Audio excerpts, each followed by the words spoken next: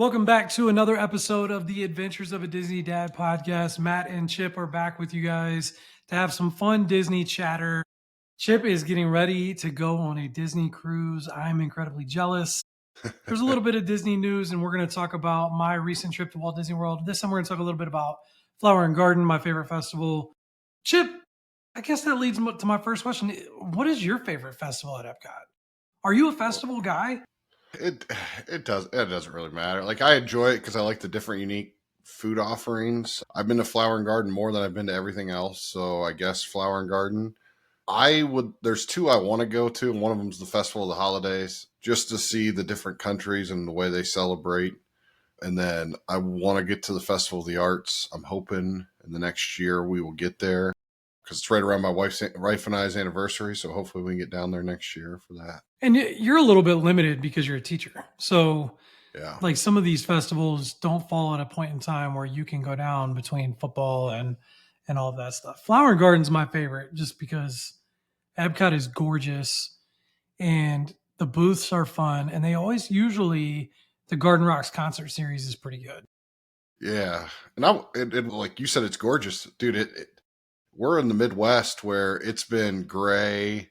My grass is starting to look green because I fertilized it last week. But you were down there, and right when it opened, and I'm sure it was like, oh man, there's color, there's Yeah, flowers. like my soul was lifted from the ground a little bit being down there because, like you said, it was just you're coming out of winter and everything feels disgusting, and the weather is really nice.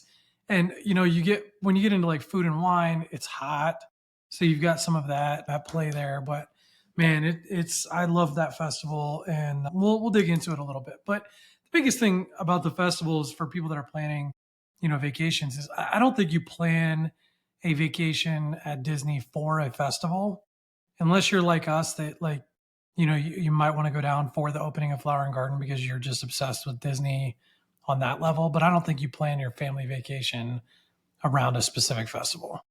For sure. Unless you're doing the wine and dine half marathon, I think then other than that, yeah, it's more of a perk, I guess, than Yeah, anything it's just else. if you're down there, then you plan like your vacation and try and build it in a little bit, I think. Chip, how long now until as of the day we're recording until you're on a cruise ship? 6 sleeps, I believe. 6 sleeps from the date of recording. What is kind of going through your thought process? I'm sure that your wife is like the big packer of your family for all of your kids. But like what kind of goes through your thought process from a planning perspective of what you're trying to do in like the last 7 days before a cruise? Well, I'll tell you this. Right now, I'm starting to look at the weather just to see, make sure that's going to be nice. I think that's the biggest thing. Also, I'm tracking my flights, which is more or less we're leaving the day before, which is a recommendation everybody always says for cruise. But our flight got canceled. The one yesterday got canceled. Now we don't leave till Sunday, so it's one of those. But I still look at that like, why'd they cancel it? There was no bad But you weather mean up like the there. same flight pattern, Yeah, but 6 days earlier it got canceled? and so then I'm also looking how else am I getting there because of transportation and all of that. But that's me. The other thing I'll tell you what, Matt, is on the Facebook group. I've noticed that the pending review of your documents. So ours came back and my passport picture wasn't good enough. I just needed to expand it a little bit. And mine got approved yesterday. Same thing with my mother-in-law, and she's in the other room. Hers came back 2 days later, and then it's still pending. But everybody's been saying it's not a big deal. As long as your passport doesn't expire within 6 months, there's no issue of you getting on the ship. So I'm There's not. like there's a lot of good that can come from those Facebook groups, but a lot of like nervous Nellies that can get kind of everybody in a panic if one thing's not going right for them.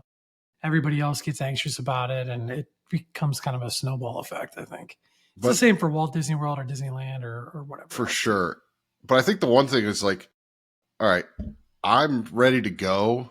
It's just because everything's planned out. Like I don't have to.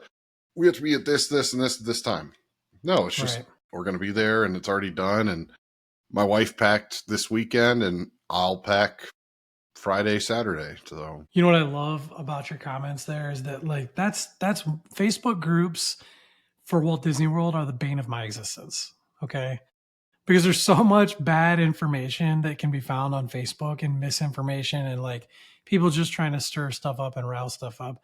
But Disney Cruise Line is different because your actual cruise often has a Facebook group and you can get to know some of the other families, get an idea of who's going to be down there. You kind of build some anticipation, camaraderie, that kind of thing, which is kind of fun, especially if you've got, older kids.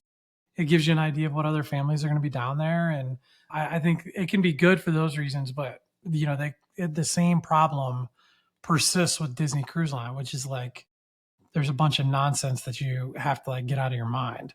and one of the things, like the positive things, is there's been a lot of parents that say like, "Oh, I have a shy kid that loves sports." That's my son, and he's Hmm. like they're going to be in the same club, like in the kids club. They're like, "Hey, are you bringing a football?" Yeah, we'll bring a football so they can throw a football. I don't Hmm. have to worry about him then. Like he'll be fine. He'll be entertained. But this week, you talked about this week. So as of we're recording, it's Tuesday. I'm leaving as soon as we're done to drive to Columbus for a educator thing I'm a part of for our district. I'm back Wednesday, Thursday, Friday of school. My both daughters' birthday is Friday. And then we're celebrating their birthdays on Saturday at my in-laws. It's also testing week for football. So it's one of those weeks that it's going to fly by and it's crazy, but once Saturday about noon hits, it'll be like, okay, we're on vacation. Just don't do what I did. On our last trip that I just went on by myself, I packed at like 2:30 in the morning and I had to leave at like 2:45. And it was I because it won't was do one of those that. things where like, we were doing a bunch of stuff that week and I was like, "Oh, I'll do it when the kids go to bed." And then the kids had trouble going to sleep. And when the kids have trouble going to sleep and you go and lay with them, then at that point it's like I'm not getting up. I don't know Correct. about you, but like when I lay Yes. down with them, the chances of me like as much as I want to go downstairs and work or watch TV or do something, the chances of me actually getting out of that bed are zero. I had none of my stuff packed. Some of it was still in the dryer, like, and I just threw it in a bag. And you can do that when it's just dad going. Yes. Like when on business trips, I'm kind of the same way. But like when your family's going, your wife already having stuff packed a week in advance is great. And that's the big distinction between Disney Cruise Line and Walt Disney World or Disneyland is that like a week out, you don't have as much to do. With Walt Disney World, you're in that multi-pass panic. Now people are in Premier Pass panic, which by the way blows my mind. Premier Pass is selling like hotcakes. That's crazy. If I've got clients like booking it left and right and worried that it's going to be sold out. And I'm like, you're spending 400 a person, $450 a person for Premier Pass at Magic Kingdom. That is insane. Yeah. I Nicole, I think she listens to the show. She just got back and she texted me her first day down there and she's like panicked because her daughter, who I think is 9, was like not having it with she doesn't do well with lines, right? As most kids like nowadays don't do well with Sure. lines. Yeah. And it was way more crowded than they anticipated. So she was like, I don't know that multipass is going to be they were initially planning to rope drop Epcot without multipass because they had Hollywood Studios in the afternoon stacked with multipass, right? So they've got their Slinky Dog, their Rise of the Resistance, all that fun stuff in the afternoon. So in the morning they're going to rope drop Epcot. And she's like, I don't know with these crowds if rope dropping Epcot is going to be like good enough because the lines could still be crazy. She's like, I think I might want to buy Premier Pass. I'm like, no, no, no, no, no, no, no, no, no, no. Like you don't like think about that money, man. Like Yeah. the hundreds of dollars you're going to spend per person at Epcot on Premier Pass to basically get Guardians, Remy's, and Frozen. You're Yeah. basically paying for 3 rides. Listen, I looked It hurts yesterday. my soul. I looked yesterday because we're in spring break. There's a couple area schools that are in spring break. 70 minutes for Guardians. I was shocked. Now, next week and the week after, I'm interested to see where it is, but I saw 70 minutes for Guardians.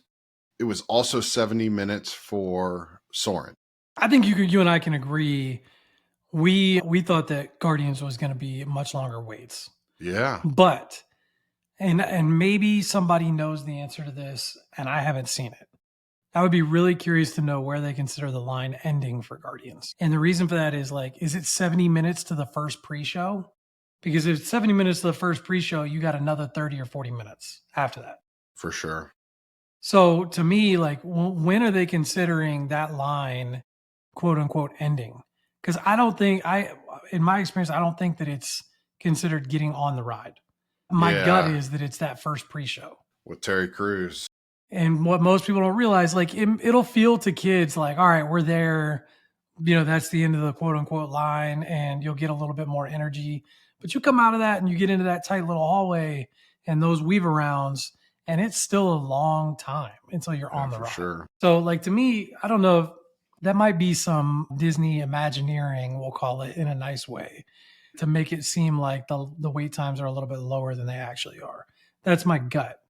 But if you're listening and you know the answer to this, or you're a cast member, feel free to prove me wrong or tell me I'm wrong or whatever. 100% I would love to know that with any of the rides. Like, where is? Some of them it's obvious, like Everest. It's when you get on the ride, right? Yeah. Like there's nothing else there. The same, Like I would say the same Rise. for ride. I think it's the first pre-show because you're in the experience at that. I agree. I consider it when you see Ray, I consider you're on the ride. Yeah, like and that one is different in the sense that like you never. I think there's one little L-shaped hallway, but that's it. You're getting put into your groups and you're in the action on that ride immediately after you go through the spot with Ray. And that's the same spot the single rider line pops out, right? Is the ship. I don't want to ruin it for anybody. So the first order ship where you land, the most photographed spot in probably all of Walt Disney World. My gut really tells me it's got to be the first pre-show. Nevertheless, Premier Pass is still, to me, it's still a huge L. I can't get behind it. I can understand it for clients that like don't have anywhere close to 10 people to do a VIP tour, or the VIP tour is like $900 an hour. But if the VIP tour is like $600 an hour and Premier Pass is $450, you should be doing the VIP tour if you can. Yeah. Especially for one day. Like I could see why you would do Premier Pass for one day at Magic Kingdom. I could justify that. But then I wouldn't do anything else the rest of the week. Like that's just me though. But I'm cheaper than the most people. Well, but where it comes down to is like if you're doing Premier Pass for multiple days, at that point you're paying for a VIP tour. Correct. So like if you're doing Magic Kingdom one day and Hollywood Studios the next day for Premier Pass, you could do both of those in one day on a VIP tour, and you'd probably save money at that point. Like no matter how many people you have, it's probably a wash. So I mean, Premier Pass, it's got its niche group of people that it's focused on, but it's still a hard sell for me. And I honestly, for most of my clients, I tell them I don't recommend it. That said, we've got to move into some Walt Disney World news. They've opened the new DVC lounge that replaced the Frontier Shooting Arcade. Chip, you're a resident DVC guy. Yeah, I've been to the lounge with you at Epcot. And I saw the photos and the videos of this, and I'm almost speechless because I think it's ridiculous. It's like it's one Coke Freestyle machine, a coffee spot, and a very, very small amount of seating for you to charge your devices. That's what I thought I saw, and that's what I thought I saw. It was very limited, just with the fact that there's not a ton of seating, and in Epcot there isn't a whole lot of seating up there. They also have somebody down low that says, all right, you're going to have to wait 5-10 minutes. Or they'll say, hey, this is your table you're going to. They've got more seating in that one than they do in what appears to be in the new Magic Kingdom one. But like, what a waste of prime space in Magic Kingdom. I was hoping that it was going to include upstairs too. It might. I just saw the ground floor. The upstairs is like just to look like the family still lives there. I mean, I would use it, hey, let's make a stop here. We're tired. Get kids a pop, but I'm also 8 or 7 people in my family. We're going to take up a third of the seats or fourth of the seats. I mean, it just like, I don't sometimes I don't understand what Disney's doing, but that doesn't really apply to most people anyway, but it is finally open. Frontier Shooting Arcade is rest in peace. I didn't mind them getting rid of that, but it was what they chose to replace it with. Just I don't I don't fully understand. The big news this week, Chip, is about Snow White when it comes to Disney. There's a lot of controversy surrounding the film. And the one thing that I've talked about online is that I just don't understand like hoping a movie fails. I'm cool with like if you don't like it, don't go see it. There's a lot of Disney purists out there that don't like the live action remakes and they want Disney to stop making those. And it's a principled thing for them. It doesn't matter if it's Snow White or Cinderella or Lion King or whatever. They want them to stop making those movies because they want them to make original animated films. I can understand that. Correct. But Yeah. there's a difference between like actively wanting a movie to fail for that reason. I just find kind of ridiculous. Chip, like, do you guys what is your thought process on Disney making these live action remakes first? And second, do you plan on seeing Snow White? Yes, like my dyslexia is kicking in a little bit. Yes, we are gonna see Snow White. We're hoping to see it on the cruise. The lawyer in me is kicking in and say that's a bad question because it was two questions in one. Correct. So I apologize. Are you planning to go see Snow White? We're gonna see it on the ship. It'll Awesome. premiere. It'll premiere Friday. Tell on the people ship. a little bit about that don't know that if a Disney movie premieres, tell them a little bit about that. Yeah. So if a Disney movie premieres, so Snow White comes out Friday at midnight on Friday. I believe they will show the movie on the ship, and then they'll show it all day Friday because every Disney cruise ship has at least one movie theater, if not two, on the new ones. Theaters are insane. They They are are insane. insane. Well, that's just the movie theater, but they'll probably show Snow White in Walt Disney Theater on our cruise ship probably the first night. I wouldn't be shocked, but yeah, so we're excited to see it on the ship. And I didn't like the Lion King remake. I watched it; it was hard to watch, just with the animal. It's just weird to me. I don't know why. I am hoping to see Mufasa on there. I know it's come out on Disney Plus, but we haven't watched it yet. But we were big fans of Beauty and the Beast with We loved Beauty and the Beast. with Emma Watson was so Emma good in that Watson. movie. It was Kelly and I saw it in the theaters. It's listen, if it's done right, and I will say this, I'll go on a rant here for a second. The old classic movies are hard for my kids to watch. It's I think just for any kid, for sure. it's old technology. Like even Toy Story, the original, is getting a little bit old for them to watch. Now they'll don't watch you it. dare. No, they watch it because they've seen the fourth in the theater, and so they'll go back and watch it. If I put on Cinderella, if we put on Sleeping Beauty, it's hard.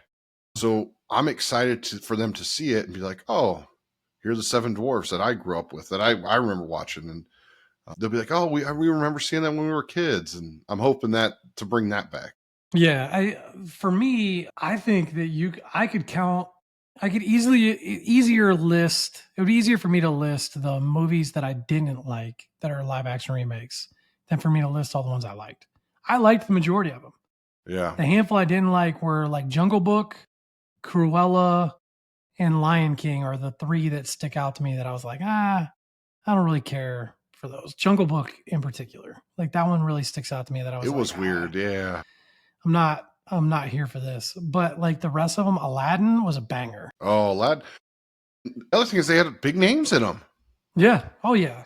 Will Smith Like is the genie. Was it's really not like they good. spared expense, making them. And Will Smith wasn't Robin Williams. Nobody's going to replace Robin Williams. And he Will Smith was fantastic in that movie. But he did a great job. Yeah. Yeah. And I think like one thing that we won't get into because we don't talk about politics or anything on this show is like there's obviously other controversy surrounding this film all over the internet. And what I've found interesting is that even when there's that kind of controversy, usually the movie still does pretty well. From what I'm seeing, like this movie is like not for the first weekend is not selling well at all. So, I don't know. Like I feel like there was controversy from Disney people about, The Little Mermaid. I thought that movie was great too. That was great. We took the kids to see that in the theater. Like they didn't make it all the way through it, but once we got home and could watch it at home, they did. It was a long movie, but that was a good movie. I'll be interested to see, how this one goes. We're looking forward to going to see it. And I hope like, regardless of how you feel about, certain things, like wishing it to fail, like don't put your energy towards that. I think that that's just kind of nonsensical to me. But And there, going back to your original question, kind of about cruise ships. I'm also Captain America's showing right now on the cruise ship, so I'm going to watch that one night because I'll put the kids to bed and I'll go out and watch it at 10:30 at night and enjoy that. So Chip, I'm not a Marvel guy. really, I think I've seen one. I think I've seen one Marvel movie, and I think it was the original Iron Man. And that's almost embarrassing that this is a Disney Dad podcast and I've seen one, but I've well, just Matt, never gotten into it. I will go back and say this. I didn't see any of the Marvel. I've seen a couple of them in theaters just because we went, like a couple of the Avengers, but like I didn't know what I was watching. But since Disney Plus has come out, and really the last 2 years, we've gotten really into Marvel. Like I have. Mm-hmm. Kelly's watched a lot of them with me. I'm not gonna lie, Black Panther got me into it. Black Panther was such a good movie, and then Yeah. I watched all the Captain Americas, and and then it just progressed. So I've seen the Well, I mean, at majority of this them. point, you'd have to sit down and watch 40 hours of movies, Yeah, well, probably like more. I'll like put it on like a Saturday night, like we'll watch it. So Yeah. No, I get it. I'm just saying, like, for someone that has not watched, so many of them, it's almost overwhelming. It would be like when you tell people they need to watch Star Wars before they go to Disney, because I feel like really strongly about that. Like, if you're going on a Walt Disney World vacation, you need to watch at least 1 through 9, preferably 1 through 9 plus The Mandalorian. I like, to me, you like, that's how you get your money's worth of an entire land, right? But like, that's, for most people, that's overwhelming. That's like a lot. It's a lot of content to watch. So I can understand it. Chip, I want to talk before we kind of start to wrap up the show. I want to talk a little bit about Flower Garden. Flower Garden this year, I think they've done a really, really nice job. The topiaries are beautiful. One of the biggest benefits, in addition to the booths and the food and the drinks, is the topiaries throughout the park. Were there any topiaries that you saw that really stuck out to you? I like the one, was it Moana that lit up at night? And that was Hmm. the same way with Asha last year. She lit up at night. And that one's Listen, moved, so they've still got the same Asha Wish one, just in Epcot, and now Moana's at the front in front of Spaceship Earth. That's the featured topiary. I think Groot just with the radio, it's just so sweet, man. That's my It's so favorite, and I'm cool. not even a Yeah. Marvel guy. Yeah. The It's one with Groot is great. One thing that bummed me out that I didn't realize until I started going a little bit more frequently is that they don't change the topiaries every year, all of them. Like, the majority of them have been there for a while and the same ones year to year. And I can understand that because most people aren't going to Flower and Garden every single year unless you're local. So it's a little bit of like a first world problem or a niche problem. But that's one thing to keep in mind too, is that if you went to Flower and Garden last year, the majority of the topiaries, outside of the new featured one, are going to be the same. they will change them like where their location is. Also, Figment also is always awesome, and that's because I'm a Figment guy. So, but that's You just me. Figment people are. I know we're weird. I used to say the same thing about pin trading people, but now I'm buying pins. And you know what's crazy, Chip, is I've started to go back and look at like events I went to previously to try and get the pin. So like I looked at Jollywood Nights for last year, Yeah. what the cost of the pin is on eBay. And I'm thinking, so many people bought these pins and it's old, the hype's died down, like they'll probably be affordable. The Jollywood Nights like limited edition pin from just last year's party is like over $100 on eBay. Jeez. Like, I'm what are we doing? I don't. I'm looking. We bought one when Tiana's opened because we were there that weekend, Yeah. and I haven't taken that out or anything. I've left everything on that. And my wife's like, "Why are you buying?" I'm like, "Well, because we're here and it's kind of just reopened." And I but was there yeah, for the day opening of oh, and Tiana's and I told her didn't we're gonna buy buy it. we're gonna buy one for the Magic. Like, Yeah. yeah, Like, you know what? And we're getting off on like little tangents here, but these are fun little factoids that I think our listeners will appreciate. When you're on a Disney cruise, you can't buy anything from the store while it's at port in the United States. How it's crazy is that? it's until you get into You have to be out at this. sea. It's like a certain number of Yeah, miles but away. you have to be international waters is what they say. Yeah, because of They taxes. It's crazy. they know what time the things what time the shops are going to open, but Yeah, if you're in port anywhere, it doesn't matter if you're in Nassau. The shops aren't open. Yeah, which is like when I was on the fantasy, I was like, I want to buy a T-shirt, can't buy anything, which is just that's just nuts. So anyway, One thing before Flower Garden, I was going to ask you is, did you eat any of the food? yeah, dude. So that's really what I wanted to talk about. The food is so good. And I feel like you and I have gone down and had like some bad experiences with Epcot food where we've been Yeah. disappointed in different things. Because we were still down for Flower and Garden last year. You and I were. And I know that you had the avocado toast at Brunch Got. Or did you have the biscuits and gravy? Oh, dude, it was so good. Yeah, Yeah. it's impossible. I've never had an impossible like the impossible sausage or whatever. Hmm. I saw Mr. Pagey Mr. Morrow had it the other day on his first thing. He's like, I've never had this, and I told Kelly, I'm like, it is as good as advertised. It's so good. Yeah. The one thing that really sticks out to me, and I think that I would take it over a regular Dole Whip, which says a lot. You know me about Dole Whips. Yeah. The Fanta infused pineapple Dole Whip was phenomenal. And the reason it was so good, it didn't taste like ice cream and it didn't taste like sherbet either, but it had like that crispy of like a carbonation from the Fanta. So it tasted like it's so hard to describe. It tasted like kind of crispy. And Yeah. I loved it. It was so good. I had 3 of them in like a 2-day period. Well, you're a big carbonation guy too. I am a big carbonation guy, and that I love carbonated water. Like sparkling water is my thing. I'm drinking one right now, but this is not sponsored. But and we need more of that in the parks too. But like that really stuck out to me. The other one that stuck out to me that I had was the s'mores bar. That looked good.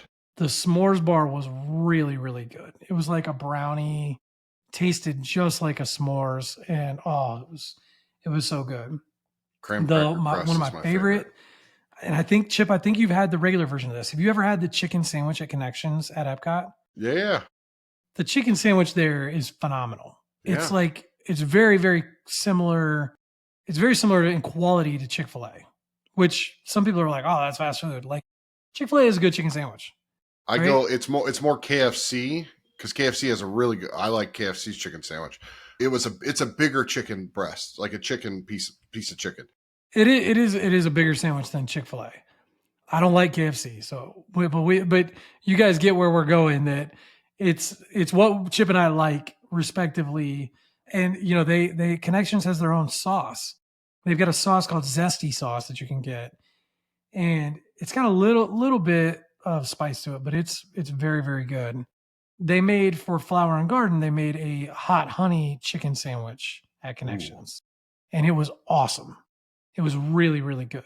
So if you're not going to be like, to me, that Connections is where you go if you're not going to be like snacking around the world and doing a bunch of different booths. Like if you're going to do a bunch of different booths and snacks, you don't need something like that big and that heavy, right? Yeah. So But you one go to last Connections question. when you want that pizza or the chicken sandwich or like a full Sure. meal you want to sit down and eat. My last question kind of for you is, you said don't I'm not going to judge the new space until there's a festival in it. Did you go through, what's that Did called? I always forget what it's called. why am I hall? Why am Yeah, I community Communicore hall. Hall? Community core hall. Communicore Hall is slightly above in the waste of space rankings the Frontier Shooting Arcade replacement with a DVC lounge. Like the exhibit center at Communicore Hall. I mean, it was beautiful. They had a lot of flowers set up in there and kind of exhibits, but it was a complete and total waste of space. And I think it continues to be. It's probably one of, if not the biggest disappointments in the Epcot renovation that they did. I don't I don't understand. It's one of those things that I don't understand. 99% of people that are listening that are planning a Disney vacation will probably never walk through Communicore Hall. They Yeah, they just won't. it's got a pretty nice bathroom though. I will say that. Right It's outside, got it's a got a nice, nice I bathroom. mean, it's got a bathroom and it's got usually one of the festival booths is set up inside. So you could have a reason to go in there for that. But otherwise, you're basically just walking through for some air conditioning or sitting down for a few minutes and it's otherwise pointless. And so like if you see that on your map when you're planning your Disney vacation, you can just, for the most part, ignore it because there's not anything for you to do there or anything like that. And that does lead me to another Epcot development, though. They announced that I think it's going to be called 820, if I remember Yes. correctly, is the new adults only lounge at Epcot. And I am really looking forward to that. It's going to be in Spaceship Earth. And we just got word, I don't think it had been announced previously that it was going to be adults only. I think we knew it was going to be a lounge, Yeah. but a lot of the lounges usually kids can go in before like a certain time period. And this is going to be adults only. I'm really looking forward to this one. Yeah. I think it'll be nice. It'll be nice. Like, I don't know what they're going to do in there. I'm excited to see what they do in there. I think it'll be a nice place to go and get drinks and like small plates and check out the views. But I think it'll be a good opportunity for like fine drinking / dining because sometimes the appetizer food can be very, very good for adults that are going on like a date night or dad's going down or whatever. You can go and have a drink and hang out. It'll be Sure. a good spot. And the second lounge that they're going to have is the new Pirates of the Caribbean themed lounge at Magic Kingdom, which I hope will not be adults only. I think that would be a mistake. Like, not that you want kids to be around a bunch of like people drinking and stuff, but you want kids to be able to experience that theming. I think. Sure. Don't you agree? Yeah, I agree. But overall, I think Flower and Garden, the food was great. The Garden Rocks concert series list is a little on the disappointing side this year. My favorite band, Simple Plan, will be playing, but otherwise, like, Hey, Rick Springfield played last night or the other night. I like Rick Springfield. but like, I don't know. I feel like this is one thing that Universal does really well for like Mardi Gras. They had some really popular artists. Yeah, they did. And it's not like Disney couldn't bring in really popular artists. I get that pavilion is very small, but you should check it out. Like, it's free. It's free live music. They do multiple shows usually every night that somebody's performing, and usually there's some decent acts. Especially older ones like Simple Plan or Boys to Men, 98 Degrees have been there before. Joey Plain White Fatone and Tees, I think, is Friends. on the list this year. Joey So, Fatone and Friends, which is like some of the Backstreet Boys and O Town right. guys. Yeah, like that's. Oh, I feel like you and I would probably enjoy that, but I don't even know if I'd stop. I'd be one of those. I might sit on the outside and have one of those moonshine drinks from American Pavilion. I would go see that. I mean, like, I don't know. I feel like I saw recently a video of that tour or like a similar tour with those same groups from like the 90s. And they Yeah. had the guy from he's like the only surviving member. Yeah, because the And other two it's died. Yeah. like incredibly sad to me. Like the other two guys died, one of like a terrible cancer. And I'm not sure on the other one, but like, man, that was depressing to see. They died young too. It's Yeah. awful. And he's out there performing by himself. I think one of the O Town guys or something performs with him on that tour. But like, there's a lot of bands like that. And it's free live music at Epcot. So there's not a whole lot to complain about there, but you're also not booking a trip to go see your favorite band at Epcot. And this is the last thing we're going to wrap up on, Chip, because I feel like the algorithm on social media has been feeding these to me. Isn't it a shame that we are in like this phase where we have adult money when popular bands don't play at Epcot or at Hollywood Studios or Magic Kingdom? Like when we were kids, Britney Spears and NSYNC, like they performed at those parks. That's true. How crazy is that to think that like NSYNC at their peak was They were playing at performing Epcot, at Hollywood yeah. Studios? Was it Hollywood Studios or Epcot? I'm pretty sure it was Hollywood. I think it was in front of the Chinese theater but I'm sure there's multiple. I remember watching New Kids on the Block. They performed there. They performed like because it was like a Disney. You're not old channel. enough for New Kids on the Block, Chip. No, but I knew who they were. Listen, as Matt knows, I am a Renaissance man. I was in show choir in high school. I was in choir. I also did all Man the of many sports. talents. So I like good music. So yeah, no, but like to your point, like they used to perform in the parks for like Disney Channel specials and stuff, and it's a shame that they don't do that kind of thing anymore. And I guess I don't. I mean, I'm sure there's a bunch of logistical reasons why it would be harder, but like I would love to see. I would Sabrina love to. Carpenter at Magic Kingdom or something. Not that I listen to Sabrina Carpenter or like I would. Oh, all right. You get my point. Like Yeah, just somebody popular and new. Like I don't think they would ever get Kendrick Lamar at Hollywood, but somebody popular. yeah, and I would I think like it'd to be fun. see. Like, I would love to see something at ESPN Wild World of Sports, like a baseball game played there, like they do in the Field of Dreams type stuff. Like that's Can they get anything going there, no, like at all, other than these kids tournaments? But who knows? Our kids may play in those tournaments, and I hope. we'll be happy. We'll be happy with it. But that's going to wrap it up for this week's episode. We hope you enjoyed hanging out with us for 40 minutes or so. Again, as always, if you could like, rate, and review the podcast on whatever platform you listen to, we greatly appreciate it. If you're looking for your next Walt Disney World vacation, you can reach out to me. A link to get a quote is in the show notes. As always, my services are completely free to you as a travel agent with the Magic for Less Travel. And we will see you in the parks. We'll see you when we see you.